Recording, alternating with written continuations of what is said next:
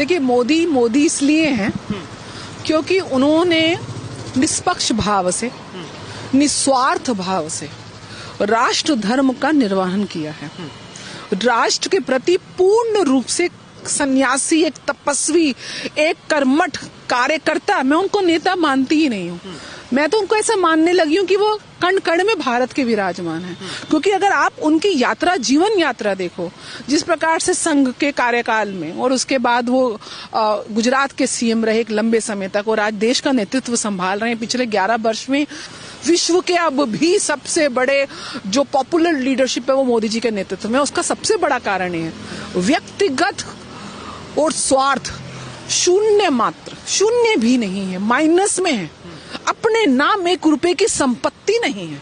वो उन्होंने परिवार, किसको नहीं चाहिए परिवार, किसको नहीं चाहिए पति बच्चे, किसको घर जाके नहीं चाहिए कि कोई इसका हालचाल पूछे, कोई उसको नौकर नहीं, उसको अपनी माँ या अपनी पत्नी या अपनी बहन या अपनी बेटी अपने हाथ से रोटी दे, कौन नहीं चाहता।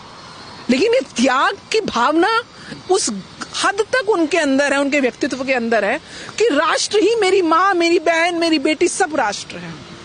वो एक पूजा जिसे पकारते हैं, मैं कहती हूँ भगवान से भी ऊपर उन्होंने श्रेणी इस राष्ट्र, इस मातृभूमि को दी है।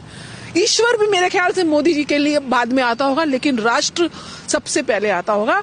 तो वो जो उनके व्यक्तित्व की जो विचारधारा उनके कामों के माध्यम से मेरे और आप तक इस देश पहुंच रही है, विश्व पटल पे पहुंच रही है, वो जो राष्ट्र हित सर्वोपरि लेके चलते हैं, वो मैजिक जो है ना, वो अंदर से आता है और आपके काम से आता है।